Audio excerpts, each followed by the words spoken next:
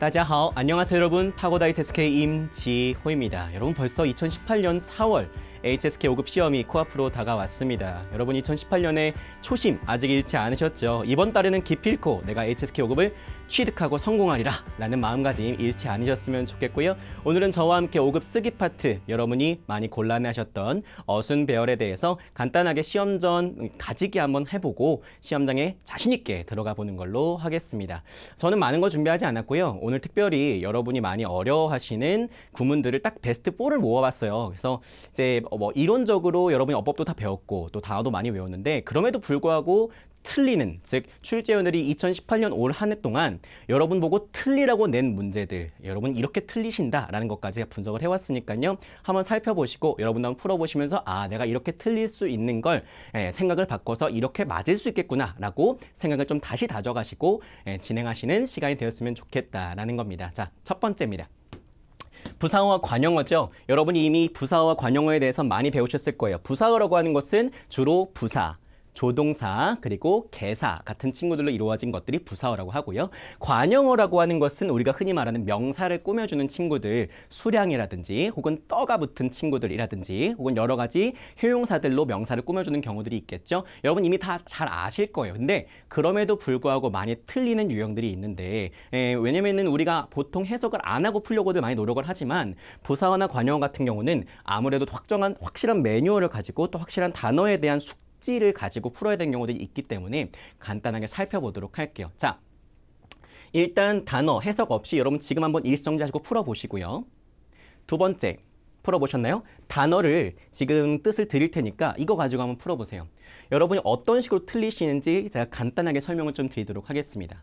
잘 보시면 많은 분들이 이 개사를 아예 놓치시는 경우도 있고 또 보자마자 자신감을 잃으시는 분들이 많이 있어요. 전치사 혹은 개사라는 친구들은 출제위원들이 주는 가장 명확한 힌트이고 또 가장 우리에게 많이 물어보고 싶어하는 주제거든요. 그렇기 때문에 여러분이 어쩌면 수어 그 이상으로 더 중요하게 보셔야 될 게 바로 이 개사인데, 이거를 빠뜨리고 심지어 놓친 상태에서 얘 여기 왜 있지? 그냥 모르겠다. 짜이만 갖고 풀어야지 가지고 풀었다가 이런 참사가 벌어진다라는 겁니다. 볼까요? 他在为发愁投资的事情. 일단 생각은 어떻게 했냐면发愁는 근심하다고 投资的事情,事情이 일이니까 어떤 일을 가지고 근심한다라는 식으로 일을 근심한다라는 식의 해석으로 접근을 해보신 것 같아요. 하지만 이 이야기는 완전히 틀린 문장이 되겠죠. 왜? 개사를 깜빡했기 때문이에요. 출제위원은 우리에게 항상 개사를 물어볼 겁니다. 이 개사의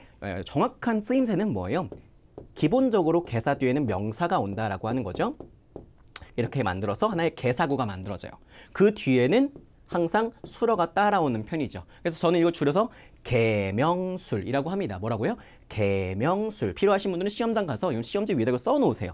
개명술. 나는 꼭 개명술을 만들어내고 말 것이다 라고 하는 거죠. 그래서 개사가 나왔을 때는 일단 출제위원들이 뭘 물어본다? 개사, 명사, 수어를 물어본다. 그럼 개사 뒤에 뭐부터? 명사부터 갖고 오고 그 뒤에 수어 갖고 오는 식으로 풀기를 원한다라는 거죠. 그렇죠? 그래서 정답은 어떻게 나와요? 기본적으로 개사, 명사, 수어, 개명술. 이렇게 풀어야 설령 해석이 안 되는 상태라고 할지라도 정확한 정답이 나올 수 있다라는 거예요. 보세요. 파초라는 표현은 이 초라는 단어가 수심하다, 근심하다, 수심이 가득하다 할 때 숫자이기 때문에 굉장히 근심하고 걱정이 많은 상태를 가리키는 표현인데, 주로 어떤 개사와 왜이라는 개사와 같이 쓰여요. 그래서 뭐뭐 때문에라는 뜻이에요. 해석은 중요하지 않죠? 그래서 이 일 때문에 근심한다라는 것이 하나의 패턴이다. 그래서 이걸 물어보고 싶었던 거예요. 오케이? 절대로 이것이 목적어가 되어선 안 됐었다는 얘기죠. 정답은 그는 투자에 관한 일 때문에 发愁, 근심을 하고 있다. 他在为投资的事情发愁. 그래서 기억하십시오. 개사가 나오는 경우에 출제위원이 나한테 이걸 요구하고 있구나. 이걸 먼저 해결을 좀 해줘야겠다. 무슨 키워드로? 개명술이란 키워드로 꼭 해결하고 가자. 이런 대표적인 개사들이 주로 어떤 것들이 나오죠? 당연히 장소 혹은 시간을 가지고 오는 짜이는 말할 필요도 없고요. 뭐뭐에 대하여 자주 나오죠? 뚜이 혹은 뚜이 위 같은 표현들. 그리고 왜 때문에란 뜻도 있고 뭐뭐를 위해서란 뜻도 있죠. 어쨌든 뒤에 대상을 가지고 오는 건 같습니다. 그리고 여러분이 바자문이라고 부르는 특수문형 있죠. 바자문, 빼이자문, 비구문 할 것 없어요. 다 계명술이에요. 어렵다 싶을 땐 계명술입니다. 기억하시고요. 그리고 안저 못 알아보시는 분들 많이 계시죠. 뭐뭐함에 따라서란 표현 기억해 주시고 그 다음에 요라는 표현 특별히 뭐 할 때 쓰는 친구예요? 행동의 주체를 강조하고 싶을 때 쓰는 표현이에요. 그래서 이 친구도 결국은 개사란 말이죠. 그래서 요가 나왔을 때는 그 뒤에다가 주어처럼 보이는 주체를 갖고 오세요. 행동의 주체를 갖고 오시고 그 다음에 동사 갖고 오면 끝. 하지만 결국은 뭐다? 계명술이다 라는 거 기억해 주시면은 어떻게든 문제는 풀리게 돼 있습니다. 실제 시험장에서는 많은 생각을 할 수가 없거든요. 그때 이런 키워드 아주 심플한 매뉴얼 기억해 놓으시는 게 중요하겠다. 자, 두 번째는 관용어에 대해서 한번 보도록 하죠. 자, 이 문제 한번 풀어보십시다. 단어를 드린 것도 하나 풀어보시고요. 자, 어떠신가요? 좀 5블럭 되면은 좀 이렇게 많이 불안해들 하시는데 일단 이 문제에서 여러분이 당연히 먼저 뭘 하시게 되면 떠가 있으니까 떠 뒤에는 명사, 떠 뒤에는 명사 기계적으로 이거부터 해결하려고 하십니다. 하지만 그러지 마시고요. 여러분 떠는 마지막에 해결하셔도 상관없어요. 중요한 건 수로부터 찾고 그 수로에 걸맞는 목적어와 그리고 주어를 완벽하게 찾으신 후에 이 친구를 나열하셔야 되는 거예요. 그렇지 않으면은 많은 일들이 벌어질 수 있는데 오늘 같은 경우는 어떤 의미가 거졌나 볼까요? 여러분 이렇게 푸셨습니다.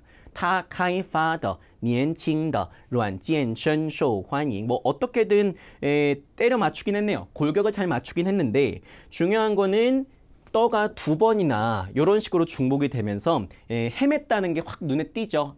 어떻게 넣어야 될지, 이 관용어를 어떤 명사에 집어넣어야 될지 아예 감조차 잡히지 않아서 그냥 개발했다, 뭐 그가 있으니까 사람이 있고 그 니엔칭런도 사람이니까 사람끼리 이렇게 묶어주고 그냥 떠가 있으니까 묶어준 다음에 결국 마지막에 명사 갖고 오고 이렇게 어떻게 돌이킬 수 없는 문장을 만들어버리신 형태인데 골격은 잘 맞췄어요. 바로 누구죠? 환영을 받다. show. 환잉이란 표현 잘 맞았지만 중요한 거는 거기에 걸맞는 관용어들을 마지막에 잘 해석해서 해결해 줘야 됐던 건데 이 친구들을 먼저 해결하려고 막 아득바득 하다 보니까 결국은 답을 못 맞춘 형태가 됐었다. 자, 일단은 软件深受欢迎을 놓고요. 그 다음부터는 이 관용어에 걸맞는 명사를 찾아 나가시는 거예요. 자, 보시죠. 카이파란 동사 있습니다. 힌트는 반드시 있어요. 개발하다라는 동사죠. 자, 개발하다는 뭐랑 연결돼요? 그렇죠.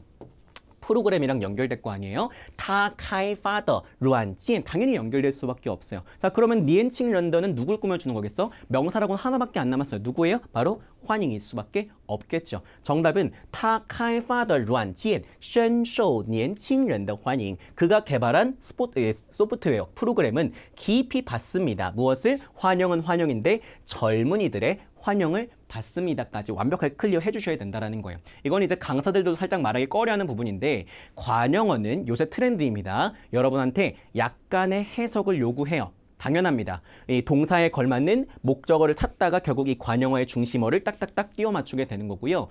마찬가지로 젊은이들의 환영 이런 식으로 약간의 해석이 가미되어야지 풀 수 있도록 특별히 실수로문이라든지 관용어가 많이 필요한 구문이죠. 실수로문이라든지 지금 보시는 것처럼 특수구문들 예를 들어서 무엇을 받는다, 무엇인가를 받는다라고 하는 많이 관용어가 필요한 수식어가 많이 필요한 그런 문장에서 여러분한테 이 정도의 해석은 요구한다는 거. 그래서 혹시나 이런 문제가 어렵다 싶으시면 나중에까지 남겨놨다가 맨 마지막에 푸시는 것도 방법이다라는 것들을 말씀을 드리고 싶어요. 기본적으로 여러분 꼭 기억하셔야 될 거는 受欢迎 혹은 受喜爱라는 표현은 환영을 받는다 혹은 사랑을 받는다라는 표현인데 이 중간에 누구의 환영, 누구의 사랑을 받는지를 이야기할 수 있다라는 거예요. 예를 들어서 여러분 만들어 보세요. 중국인의 환영을 받는다. 뭐라고 할까요? 受中国人的欢迎. 중국인의 사랑을 받는다는요. 受中国人的喜爱. 심지어 이 떠를 생략할 수도 있죠.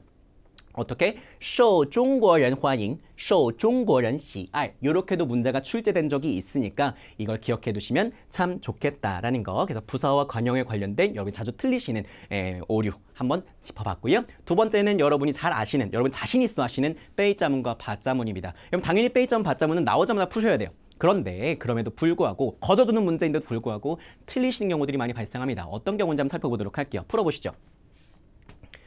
뜻도 드립니다. 풀어보시죠. 이 문제 같은 경우는 베이자문인 거 바로 알아볼 수 있죠. 그래서 이제 시간을 단축시키는 유형이다라고 많이들 생각하시고 실제로 좋은 전략이에요. 먼저 풀어버리십니다. 이런 문제들을 먼저 골라서 푸시는 거 좋은 방법이에요. 하지만 여러분 간과하시면 안 될 거는 이 베이자문이라고 해서 무조건 여러분이 생각한 대로 굴러가진 않는다라는 거죠. 여러분의 오답을 한번 볼게요.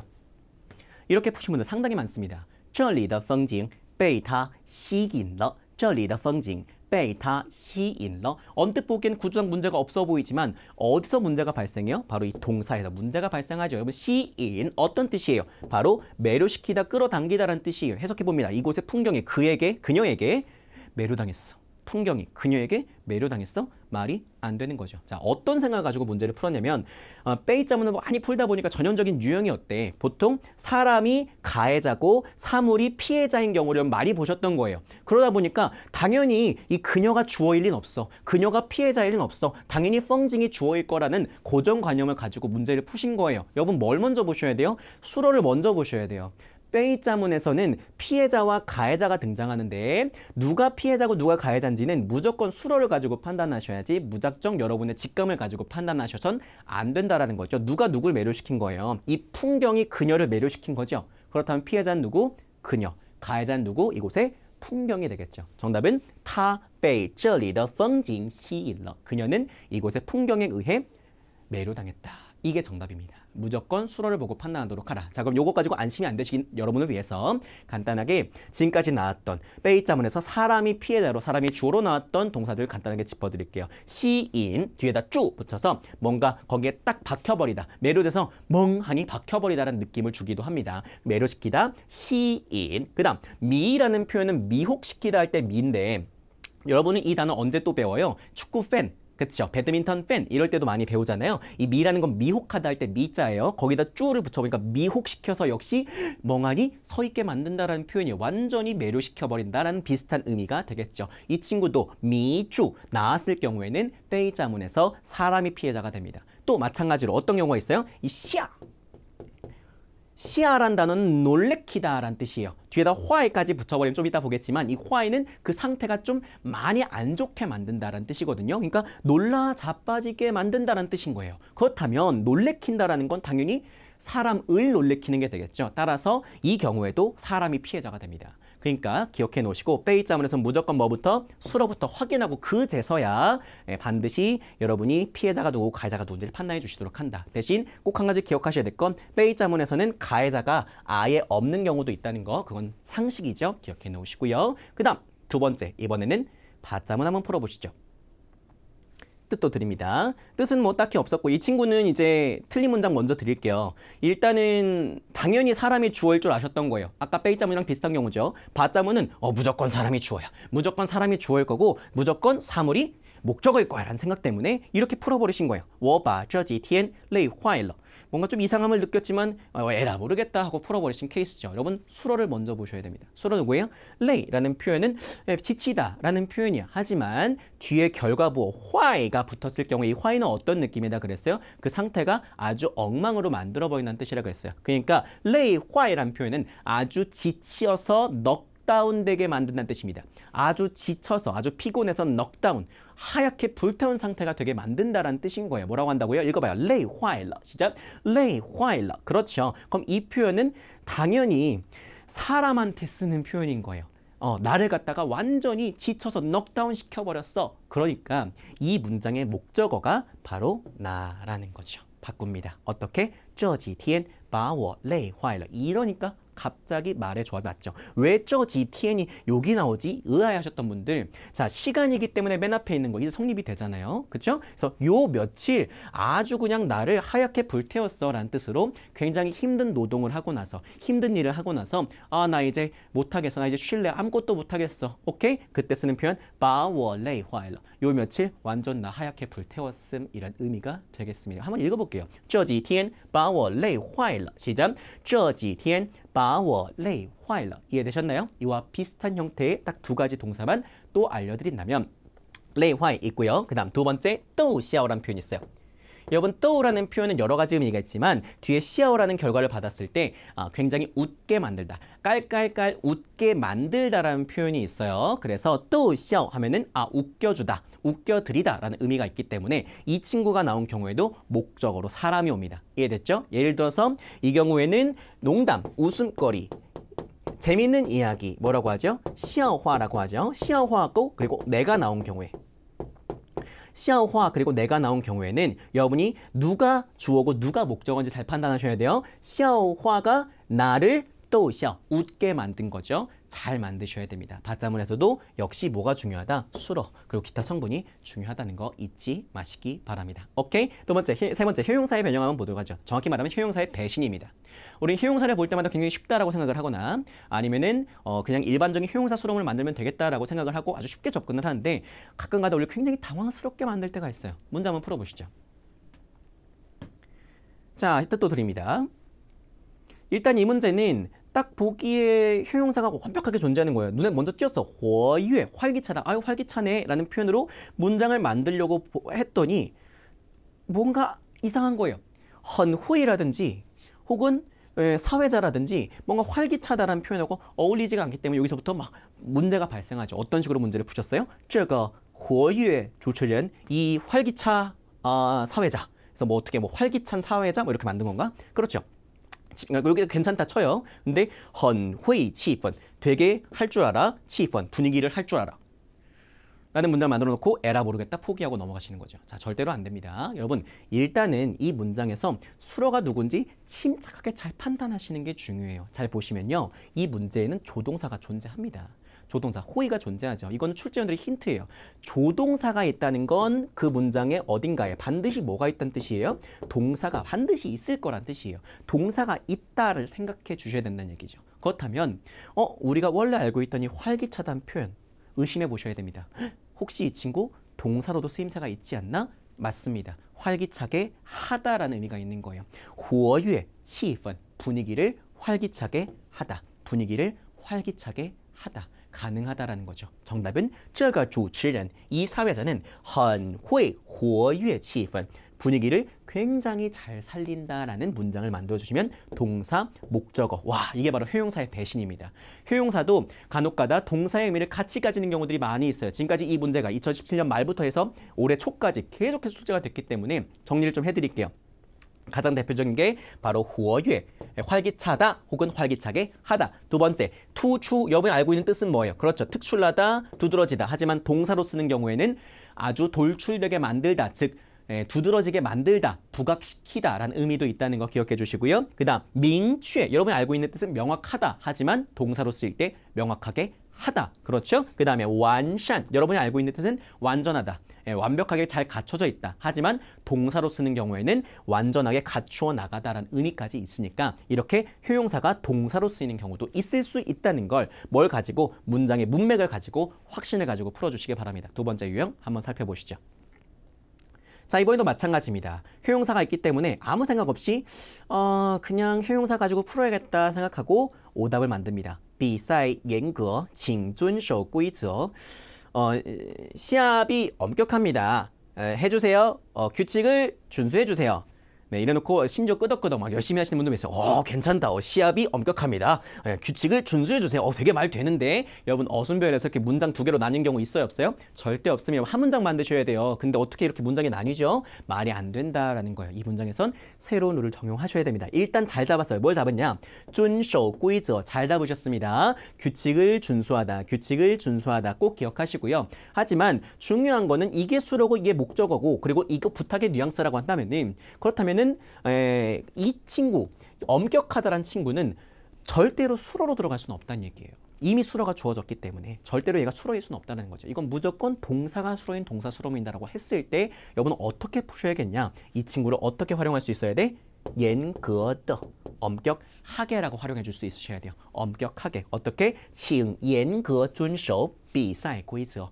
엄격하게 준수해 주세요. 시합의 규칙을. 이해됐나요? 이 경우에는 효용사를 뭘로 활용한 케이스? 부사어로 활용한 케이스가 되겠죠. 그쵸? 그리고 시합이란 친구 어떻게 넣었어요? 규칙이랑 묶어주고 나니까 깔끔하죠, 여러분? 예, 시합 규칙을 준수해 주시길, 엄격하게 준수해 주시길 바랍니다. 이렇게 문장을 만들어주시는 효용사의 배신, 효용사의 변형에도 두 가지 규칙. 첫 번째, 효용사도 동사일 수 있다. 두 번째, 효용사도 부사어일 수 있다. 꼭 지켜주시기 바랍니다.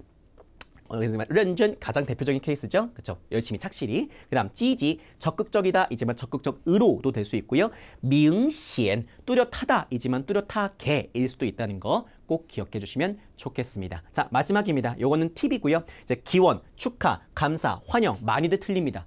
예를 들어 보시죠. 풀어보십니다. 뜻도 드릴게요. 일단 많은 분들이 잘 잡았어요. 왜냐면 이제 베이자문인 거 잘 잡았고 당연히 베이자문이겠지. 그리고 이제 루취 합격시키다라는 표현이 있으니까 합격됐다. 합격을 당했다. 그러니까 너가 주었고 너가 당했고 그리고 칭화대학교라는 대학교가 합격을 시킨 가해자가 돼서 너가 청와대학교에 뽑혔구나. 요건 잘 잡으셨어요. 근데 문제는 이 꽁시란 단어를 어떻게 해결할지 몰랐던 거예요. 그럼 꽁시는 어떤 뜻이에요? 축하해라는 뜻이에요. 어디다 넣지? 동사인데? 그래서 그냥 주어 뒤에다 놓은 거예요. 아무 생각 없이 여기다 넣은 거죠. 그래서 어떻게 말해서 너는 축하한다. 칭화대학교에 붙은 걸. 자, 여러분이 자기가 대학교에 붙어서 자기가 자기를 축하해요? 이 말이 안 된다라는 거죠. 너는 축하한다라는 표현에서 벌써 오류가 발생한 거예요. 여러분, 축하는 시작할 수 있습니다. 여러분, 맨 앞에 놓을 수 있다는 거예요. 恭喜你로 문장 시작합니다. 어떻게? 恭喜你被清华大学录取了. 너가 칭화대학교에 합격당한 거 축하한다. 이런 뉘앙스를 가진 어떤 친구? 기원, 축하, 감사, 환영의 뉘앙스가 있습니다. 정리해 드릴게요.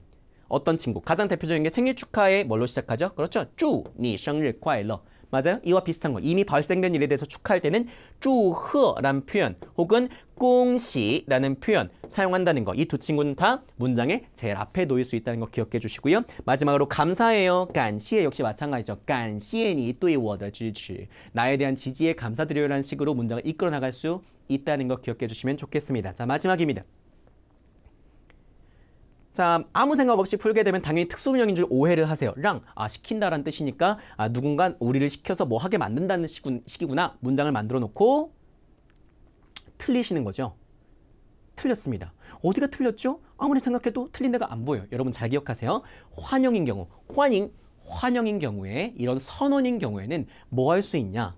상대방한테 주문할 때 이렇게 합시다 라고 선언할 때 이 랑으로 문장을 시작할 수가 있습니다. Let us 영어 표현하고 비슷하죠. 让我们 자, 우리 이렇게 합시다. 무엇을 합시다? 환영을 합시다. 뭘 이용해서? 用热烈的掌声 열렬한 박수소리, 뜨거운 박수소리로 환영해 줍시다. 누구를? 왕教授, 왕 교수님을 환영해 줍시다가 정답이 되는 거예요. 절대로 왕 교수님이 우리를 시켜서 환영을 시키신 게 아니에요. 우리가 왕 교수님을 환영을 하는 건데 어떻게 합시다? 뜨거운 박수로 환영을 합시다 라는 뉘앙스로 기억해 주시면 좋겠다. 이게 2018년도에 여러분을 틀리라고 낸 문제, 여러분을 함정에 빠뜨리기 위해 낸 문제 베스트 4였습니다. 자, 기본적인 쓰기 파트의 지침 한번 보시고 마무리하도록 하죠. 여러분, 쓰기 시험 시간 40분입니다. 시간 관리 잘 하셔야 됩니다. 자신이 없을 때는요. 항상 특수문형 먼저 풀어버리십시오. 빼이자문, 받자문, 비교문, 겸어문 이렇게 여러분 보자마자 알아볼 수 있는 문형을 먼저 푸시고 나머지 좀 어휘가 어려운 문제, 기본 어순 문제는 남겨뒀다가 마지막에 푸시는 것도 방법이에요. 하지만 무조건 몇 분 이내? 10분 이내로 답안지 작성까지 클리어 하셔야 된다는 거. 이 부분을 위해서, 우리 장문을 위해서 10분 이내로 클리어 하시는 거 잊지 마시고요. 깔끔한 템플릿을 가지고 그림 장문 먼저 쓰시는 거 강추입니다. 왜냐면 그림 장문이 조금 더 접근성이 좋으니까요. 대신 그림 장문에서 너무 시간 많이 끄시면 안 돼요. 그래서 깔끔한 템플릿으로 쓰시라고 말씀드리는 거예요. 왜냐면 어휘 장문에서 시간을 좀 더 끌어야 하니까요. 그래서 어휘 장문을 쓰시다가 혹시나 그 속에 모르는 단어가 있어. 겁먹지 마시고 내가 모르면 남들도 모른다라는 생각 가지고 모르는 단어는 맨 마지막까지 남겨놓다가 따로 장문하시면 그것 가지고도 점수가 대략적으로 나오니까 걱정하지 마시고 장문까지 완벽하게 완성하셔서 좀 깔끔하게 좀 내가 봐도 만족스러운 쓰기의 답안지를 제출하셨으면 좋겠습니다. 여러분 이렇게 해서 쓰기 파트에 간 간단한 여러분께 대한 4월 시험 팁을 드렸고요. 시험장 들어가시면 절대 겁먹지 마세요. 또 시험장에 앉으셨을 때 간단하게 명상이나 해보시는 것도 좀 좋은 방법입니다. 절대로 산만하게 혹은 집중력 흐트러뜨리면서 공부하지 마시고요. 지금 순간부터 좀 조용하게 집중해서 단어들 좀 살펴보고 또 문제들도 다시 한번 복습해보고 하는 시간을 가지시면서 이번 4월 시험 반드시 성공하셔서 필승하시기를 기원 드리면서 지금까지 파고다 HSK 임지호 강사였습니다. 大家辛苦了，谢谢。